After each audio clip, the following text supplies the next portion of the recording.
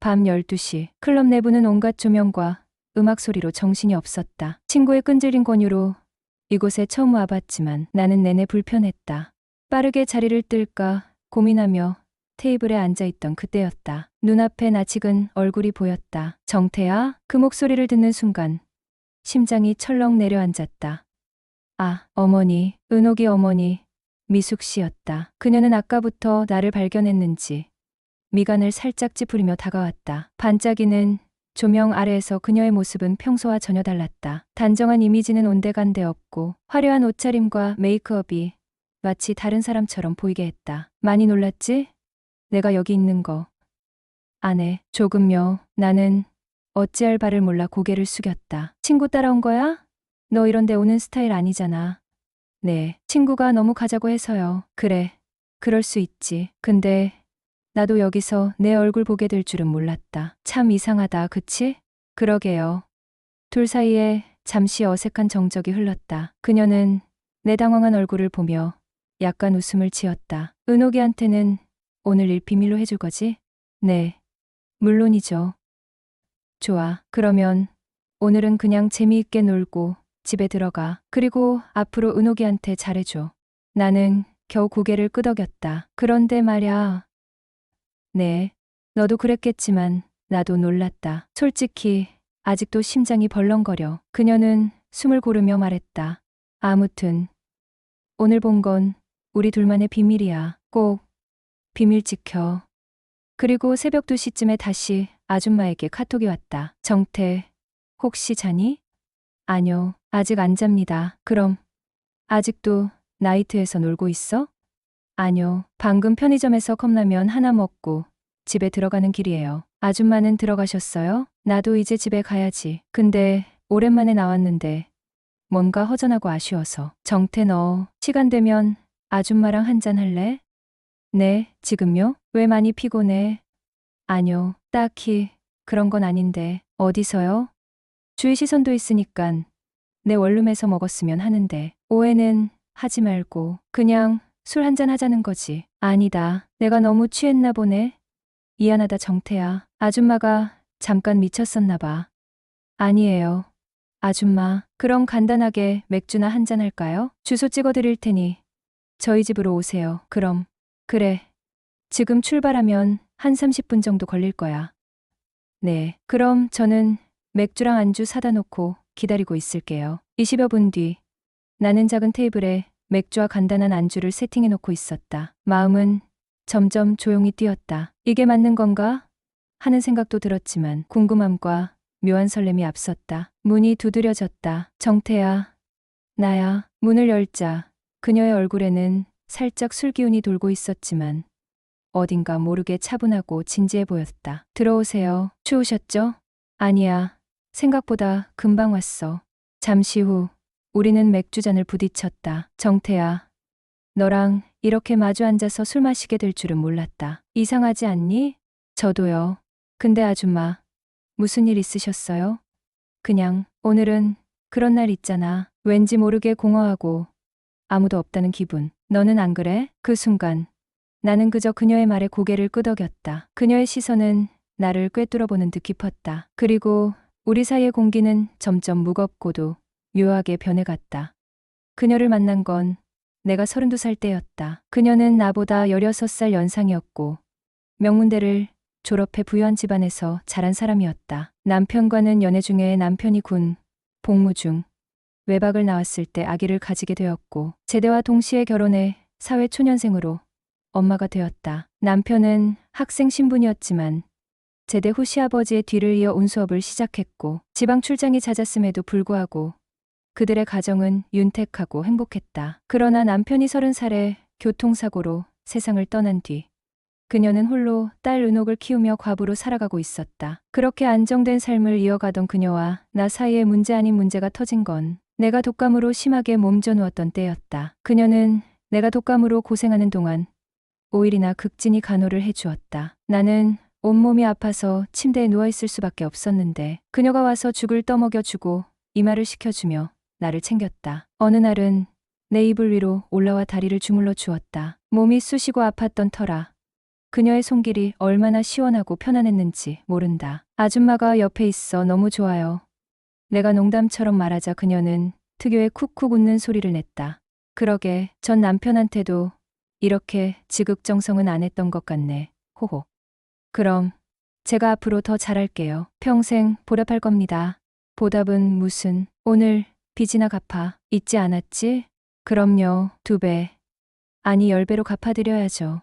우리는 그렇게 농담을 주고받으며 웃었다. 하지만 대화 속에 떠오르는 감정은 가벼운 농담으로만 치부할 수 없는 무언가가 있었다. 그녀는 말을 이어갔다. 그나저나 외간 남자 사는 집에 이렇게 자주 오는 거 좀 이상하지 않나?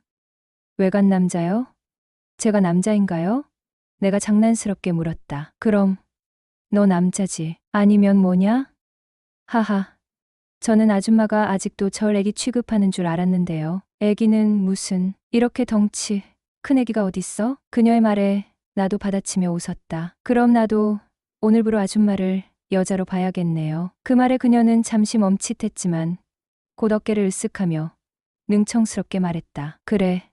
아줌마도 여자야. 앞으로 제대로 신경 써줘야 할걸? 알겠습니다. 이제부터 아줌마라 안 부르고 미숙 씨라고 불러야겠네요. 그녀는 그제야 웃으며 말했다. 그래. 아줌마보다는 100배는 듣기 좋다. 앞으로 이름으로만 불러줘. 네. 미숙 씨. 그날 그녀는 전복죽을 사왔다며 내게 건넸다. 내가 좋아할 것 같아서 샀어. 얼른 먹어. 역시 미숙 씨는 제 마음을 잘 아시네요. 그럼 맛있게 먹겠습니다. 그날 이후로 그녀는 내게 더 이상 아줌마가 아니었다. 이름을 부를 때마다, 그리고 그녀의 웃음을 볼 때마다 내 마음 어딘가에서 경계가 조금씩 허물어지고 있었다. 안녕하세요. 평범한 미혼남입니다. 아름다운 연애와 벌써 가정을 이뤄 결혼 생활을 하고 있는 친구들을 만나며 아직도 제자리를 걷고 있는 나는 30이 훨씬 넘은 나이에도 2년 가까이 솔로인 상태입니다. 퇴근 후에는 10평 남짓한 보금자리인 원룸으로 되돌아와 PC게임을 하며 시간을 때우는 무료한 일상을 벗어나기 위한 고민에 빠져 있었습니다. 그날도 평소처럼 칼같이 퇴근해 일찍 집에 들어가서 게임이나 하려고 퇴근 준비에 열중하고 있었는데 직장 후배가 일 끝나고 술을 한 잔 사달라 한다. 내가 너한테 술을 왜 사야 되냐고 육하원칙으로 설득해보라고 장난을 쳤더니 20대 초중반의 풋풋한 여자들도 부를 거라는 거다. 난 그 후배한테 앞으로 친형처럼 대하라며 그런 일이라면 앞으로 언제든지 술을 사주겠다고 약속까지 했다. 후배 여친 포함 여자는 3명, 나 포함 남자는 2명. 이렇게 3대2로 술 마시기로 급하게 약속을 잡았는데 후배 여친이 미용 스텝인데 둘 다 미용 쪽에서 일하다 친해진 친구와 후배인데 나이가 각각 25살, 22살이란다. 처음 보는 여성과 술자리는 언제나 가슴 설레이고 행복하다. 여자 2명 중 후배 여친과 동갑내기 친구인 25살짜리 여자애는 남자친구가 있다고, 22살 여자애는 한 달 전 남자친구랑 헤어졌다고 후배가 살짝 귀뜸을 해주었다. 그렇게 5명이서 퇴근하고 밤 8시쯤에 호프집에서 만났는데 처음엔 좀 어색했지만 게임하고 술 좀 들어가니 금세 내가 원하는 분위기로 흘러갔다. 그때부터 내가 22살짜리 여자의 옆에 붙어 앉아서 살살 작업 멘트를 치기 시작을 했다. 여자를 만나본 지 오래돼서 그런지 아님 상대방 나이가 어려서 그런가. 청바지에 단추가 하나 풀린 남방을 입고 있는 그녀는 꽤 매력져 보이는 인상인데 볼수록 내 맘을 설레게 만든다. 그렇게 호프집에서 1차 끝내고 2차로 자리를 옮기기로 했는데 노래방 갈까 술집 갈까 하다가 후배가 요즘 코로나도 무섭고 그냥 편의점에서 맥주 사들고 자기 자취방에 가서 먹고 놀자는 거다. 일단 다들 코라고 2대의 택시를 잡아 한 군데는 3명, 한 군데는 2명씩 나눠 타고 후배 녀석 집으로 가기로 했는데 후배에게 다가가서 직장생활 꼬이기 싫으면 22살짜리 여자애랑 잘 되게 해달라고 부탁까지 하며 결국 그녀랑 둘이서 택시를 타고 이동하게 되었다. 은옥 씨 좀 취한 것 같은데 2차까지 괜찮겠어요? 오빠, 근데 언제까지 은옥 씨라고 부를 거예요? 거리감 느껴지게 그냥 편하게 은옥하고 불러요. 나이 차이가 많이 나서 편하게 대하기가 좀 어렵네요. 나이가 그리 중요한가요? 서로의 느낌이 중요하지 나이는 중요하지 않다고 생각해요. 그리고 10살 차이가 많이 나는 건가요? 전 괜찮은데 연하 싫으세요? 저야 어릴수록 좋지요. 하하. 그럼 서로 말도 놓고 편하게 대화해요. 네, 좋아요. 그렇게 서로에 대해서 어느 정도의 정보를 주고받으며 말도 편하게 하게 되었고, 난 그녀에게 말했다. 은호가, 오빠, 왜 그리 다정하게 불러? 난 은호기가 좋은데, 은호기는 내가 어때? 나도 오빠 마음에 드는데, 호호호.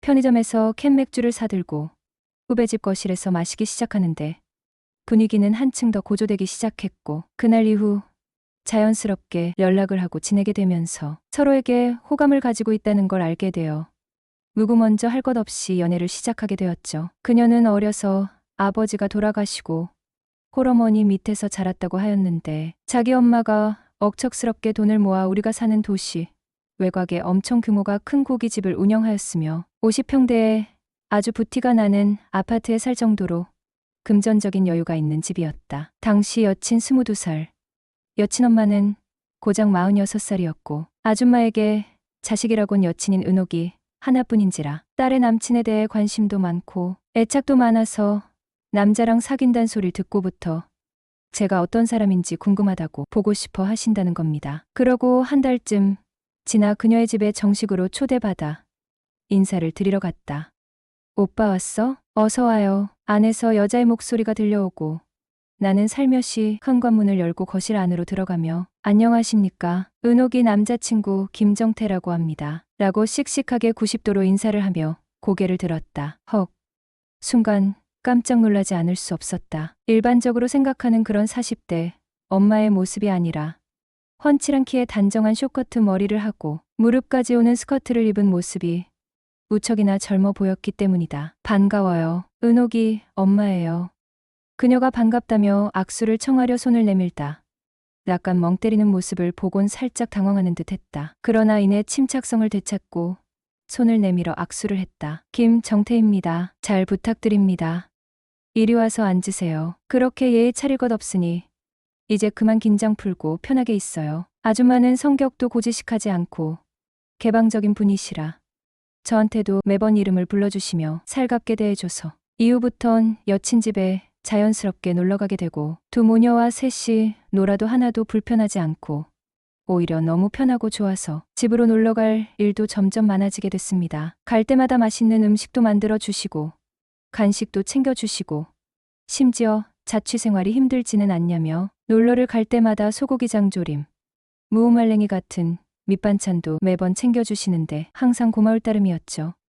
하루는 고향 친구들과 2차로 나이트에 갔다. 한 놈이 바람을 잡자 분위기가 자연스레 이루어졌던 것이다. 경쾌한 음악에 맞춰 몸을 흔들고 양주며 맥주가 몇 순배 돌 무렵에는 술기운도 조금씩 올라오고 있었다. 모처럼 학창시절로 되돌아간 듯한 들뜬 기분과 오랜만에 만난 고향 친구가 권하는 잔을 마냥 피할 수만은 없어 한 잔 두 잔 마시기 시작한 게 벌써 보통 때의 주량을 초과하고 있었던 것이다. 화장실을 다녀오다 눈앞에 낯익은 여성 한 분이 눈에 들어왔다.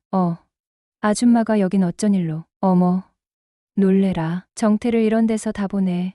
아줌마야말로 여기까진 어쩐 일이세요? 간만에 동창 모임 나왔다가 분위기에 휩쓸려 따라왔지. 그때 아차 싶었다. 친구 녀석 하나가 우리 나이엔 클럽보다 나이트가 더 잘 어울린단 말 한마디에 나이트는 어떤 분위기일까 호기심에 선뜻 따라 나섰는데 이런 곳에서 여자친구 엄마를 다 만날 줄이야. 서로가 난감하긴 마찬가지다. 다급한 마음에 아줌마 그럼 놀다 가세요. 친구들이 기다리고 있어 가봐야 하거든요. 어떻게든 그 순간을 모면해야겠다는 마음에 친구 핑계를 대며 그곳을 급하게 빠져나왔다. 다행히 아줌마도 그 자리가 불편했는지 그래, 놀다가 하며 별다른 반응은 없었다. 그리고 몇 시간 뒤 아줌마에게 우리 집에서 술 한잔 하고 싶다며 카톡이 온 것이다. 그날 이후 6개월이란 시간이 흐르게 되었습니다. 은옥이와의 관계는 처음에는 좋았습니다. 그녀의 밝고 따뜻한 미소, 미용사로서 열정적으로 일하는 모습은 늘 제게 활력을 줬죠. 하지만 관계란 그런 순간들만으로 유지되진 않더군요. 그녀가 밤늦게까지 일하는 날이 많아지면서 점점 대화가 줄고 서로 얼굴을 보는 시간이 줄어들기 시작했습니다. 처음엔 이해하려고 했습니다. 그녀가 꿈을 위해 노력하는 건 멋진 일이니까요. 하지만 그렇게 시간이 지나면서 저희 관계는 자연스럽게 시들해졌습니다. 그녀는 일로 인한 스트레스 때문에 점점 더 예민해졌고 저 또한 그녀와 소통하지 못하는 답답함에 지쳐갔거든요. 결국 약 한 달 전 은옥이는 지금은 내가 하는 일에 좀 더 집중하고 싶어라는 말을 남기며 이별을 통보했습니다. 이별의 순간이 오기까지 저는 이런 결말을 어느 정도 예상하고 있었지만 막상 그 순간이 되니 생각보다 마음이 많이 아프더군요. 그런데 문제는 은옥이와 헤어진 후 제 생활에 또 다른 변화가 생겼습니다. 그건 바로 미숙 씨. 그러니까 제가 농담처럼 숙이 엄마라고 부르던 그녀와의 관계였습니다. 은옥이와 헤어졌다는 사실을 그녀가 알고부터 그녀는 저희 집에 자주 오기 시작했어요. 처음에는 밑반찬 좀 만들어 봤어. 혼자 살면 제대로 못 챙겨 먹잖아. 라는 핑계로 왔습니다. 그러더니 밥같이 먹자고 하고 심지어 술 한잔 하고 싶은데 혼자 마시기 싫다고 하며 찾아왔어요. 하루는 독감에 걸려 몸져 누웠던 어느 날이었죠. 한겨울이었고 갑작스레 몸이 으슬으슬 떨리더니 고열에 몸살까지 겹쳐 일어나기도 힘든 상태였습니다. 배달 음식도 시킬 기운이 없어 하루를 겨우 물면 모금으로 버티고 있었는데 마침 그날 미숙 씨가 반찬을 가져다 주러 왔습니다. 문 앞에 서 있는 저를 본 그녀는 깜짝 놀라며 이마에 손을 얹었습니다. 어머, 열이 펄펄 끓잖아. 이러고 있으면 큰일 나지. 얼른 들어가서 누워. 그녀는 그렇게 5일 동안 병간호를 해줬습니다. 약을 사다 주고 죽을 끓여주며 집안을 깨끗하게 정리해주는 그녀를 보면서 묘한 감정이 들기 시작했죠. 처음에는 단순히 고맙다고만 생각했는데 시간이 지나면서 그런 단순한 감사 이상의 감정이 싹트고 있다는 걸 느꼈습니다. 그녀가 손수 끓인 죽을 떠먹여줄 때, 열이 내려서 다시 미소를 짓는 제 모습을 보며 안심할 때, 그리고 지친 듯 잠깐 제 옆에서 잠이 든 그녀의 모습을 바라볼 때, 저도 모르게 마음 한구석이 따뜻해졌습니다. 병이 나은 후 그녀는 이렇게 말했습니다. 다 나아서 다행이다. 혼자 아프면 서럽잖아. 앞으로 이런 일 있으면 꼭 나한테 얘기해. 알았지?